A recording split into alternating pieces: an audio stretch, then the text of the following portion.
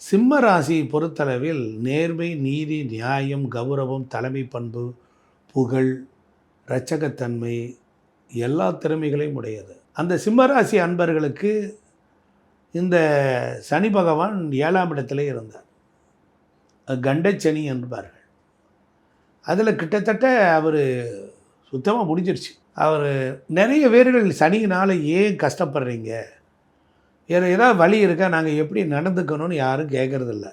பரிகாரம் இருக்கான்னு தான் கேட்குறீங்க. தன்னை அறிய தனக்கு ஒரு கேடு இல்லை. தன்னை அறிய தனக்கு ஒரு கேடு இல்லை. தன்னை அறிதல் என்கின்ற உயர்ந்த நிலைக்கு போவது தான் ஆன்மீகம்.